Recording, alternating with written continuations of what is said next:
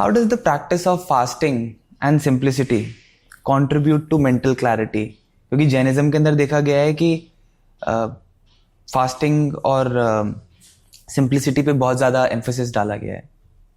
Yes. तभी fasting कैसे होता है, फास्टिंग क्यों किया जाता है? तो हमारे भीतर में, मतलब हमारे शरीर के अंदर 3 चीजें होती हैं: हवा, एसिडिटी जिसे पित्त कहा जाता है, और कफ. तो जब आपको कुछ साधना में आगे बढ़ना है, तो ये तीनों का एक बैलेंस आपकी लाइफ में होना चाहिए. ओके. हमारे यहाँ पे ऐसा नहीं बताया गया है कि अब रोजमर्रा उपवास करो. ओके. ये बताया गया है कि जितना आप कर सकते हो आप उतना करिए. ओके. क्योंकि शरीर वो साधना करने का एक बेस्ट डिवाइस है. ओके. बेस्ट डिवाइस है कि जिसके द्वारा आप सोल तक पहुंच सकते हो, यानी कि आपके गोल तक पहुंच सकते हो. तो इस डिवाइस को आपको बेटर करना है. जब बेटर करना है तो साफ सफाई करनी पड़ती है. जो साफ सफाई है ना, वो फास्टिंग के अंतर्गत चैंटिंग, जैसे हम लोग मंत्र जाप बोलते हैं जी. फास्टिंग करो. फास्टिंग के साथ में आप चैंटिंग करिए, और कुछ क्रिया जैसे बोलते हैं प्रतिक्रमण वगैरह. जैसे हमारे पर्युषण आते हैं, शायद आपने नाम सुना होगा. जैनिज्म के अंदर एक बहुत बड़ा त्योहार है पर्युषण. वो 8 दिन का वो पूरा त्योहार रहता है. वो 8 दिन के लिए इन होल वर्ल्ड हर जगह अपने से जितना बेस्ट होता है वो करने की ट्राई करता है. तो उसमें ये 3 चीजें आती हैं. नहीं, मेरी एक फ्रेंड है, हम छोटे थे तो कॉलेज टाइम की बात है, और मैं उसको देखता था. I would like to call her name also, Tanvi नाम है उसका. And she used to keep these fasts. And हम लोग उसको बोलते थे कि यार isn't that difficult?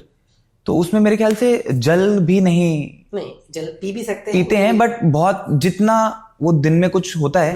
And she used to tell us that हर चीज की जो रिस्ट्रिक्शन है, it was to an extent that end में पहुंचते पहुंचते बॉडी यूज्ड टू बिकम थोड़ा वीक भी हो जाता है शरीर. But she used to follow it very closely and very dedicatedly कि कोई भी गलती ना हो जाए. तो इसीलिए मैं बार बार आपको the thought that comes in my mind is I have seen people, and Jainism के अंदर चीजों को समझने और समझाने का तरीका क्या है, जिसकी वजह से लोग अपने धर्म का पालन, उस स्पिरिचुअल बिलीफ का पालन उस लिमिट तक उस तरीके से करते हैं कि I have seen people going to the restaurant and saying no please, no onion garlic. They are specific. सिर्फ सादी रोटी खा लेंगे, कुछ नहीं डालेंगे उसमें पानी या किसी चाय के साथ, सिर्फ प्लेन रोटी खा लेंगे. इफ दे सी दैट उनके लिए वो नहीं खाना है, उनको नहीं मिल रहा है, अगर उनकी चॉइस का बेसिकली चॉइस भी क्या, रिक्वायरमेंट के हिसाब से खाना नहीं मिल रहा है, विल नॉट हैव इट.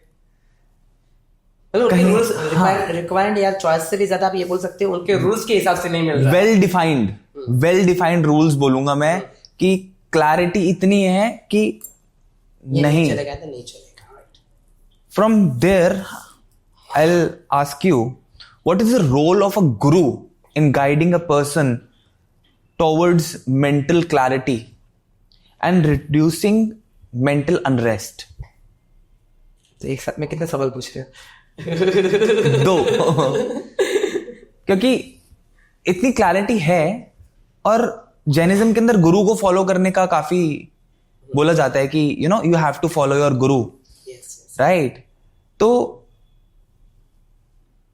क्या रोल प्ले करता है गुरु एक इंसान की मेंटल क्लैरिटी और मेंटल क्लैरिटी को बढ़ाने में और मेंटल अनरेस्ट जो है उसको कम करने में?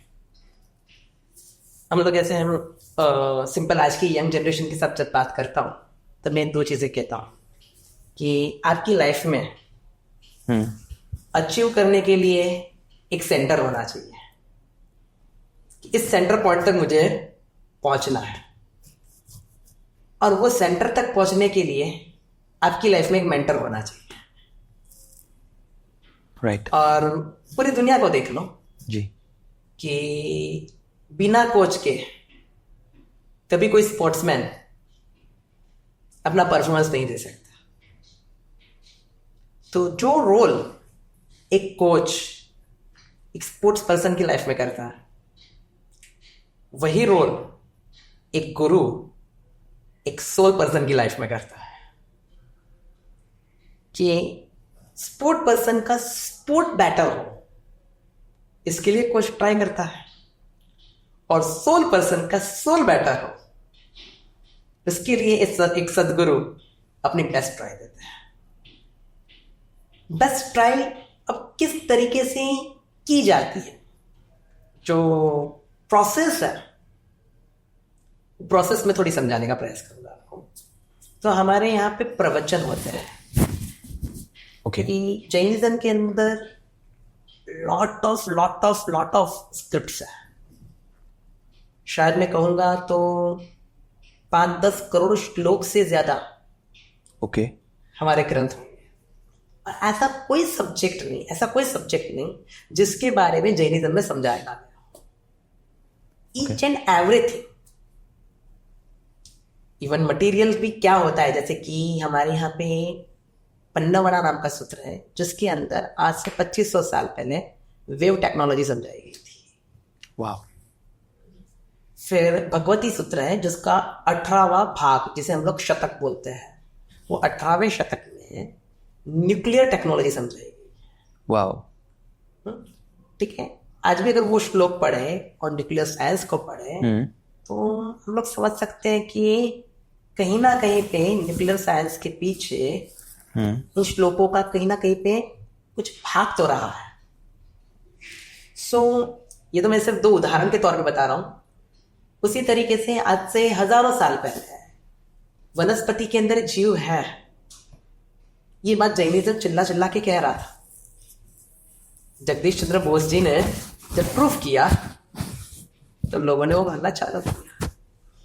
तो ऐसे भी कह सकता हूं कि साइंस एंड जैनिज्म ये दोनों एक दूसरे के बहुत पास में है। साइंस जैनिज्म को डिनाई नहीं कर पाएगा, और जैनिज्म तो साइंस को लेके ही चलता है, क्योंकि हमारे यहाँ पे हर चीज प्रश्न से शुरू होती है। हमारे यहाँ पे ये नहीं बताया गया कि आप हमसे सवाल नहीं पूछ सकते हैं। हमारे यहाँ पे ये बताया गया है कि आप जितने मैक्सिमम सवाल पूछो ना, आप पूछ सकते हो, और उसका जवाब देना आपकी गुरु की जिम्मेदारी है। तो फर्स्ट आपको बहुत लिबर्टी दी जाती है।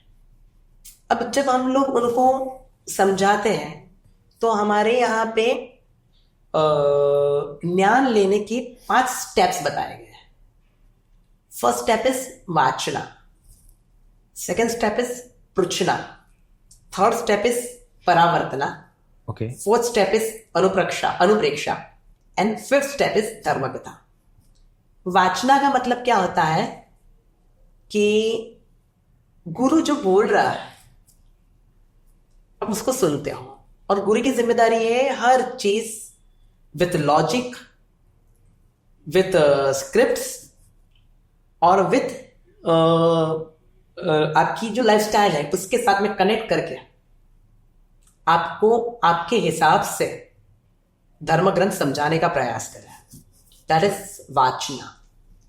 सेकेंड थिंग इज पृच्छना। पृच्छना का मतलब क्या होता है, आपको ये पढ़ते पढ़ते बीच में अगर कोई भी क्वेश्चन आए यू कैन रेज दैट, आप उसे पूछिए।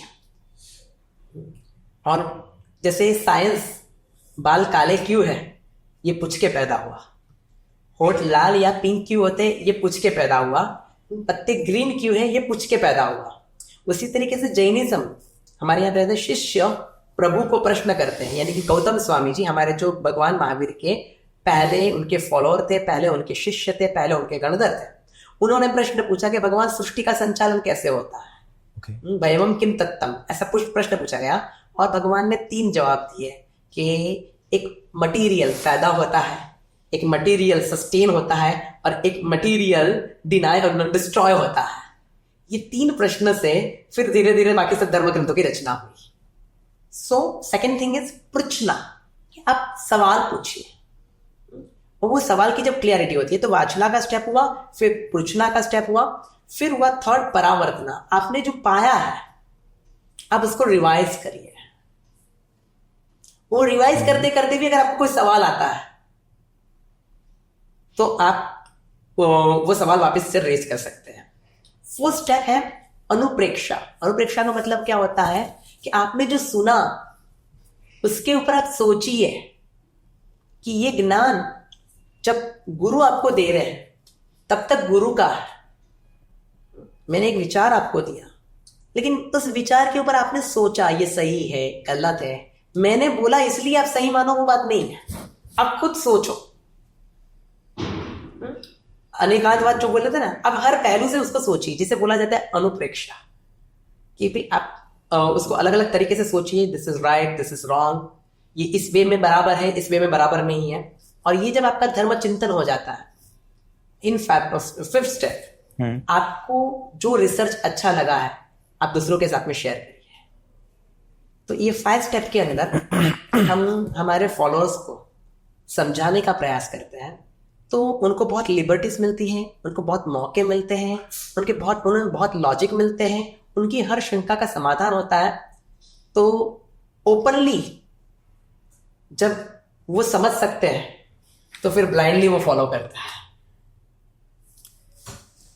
Is it similar to what I understand?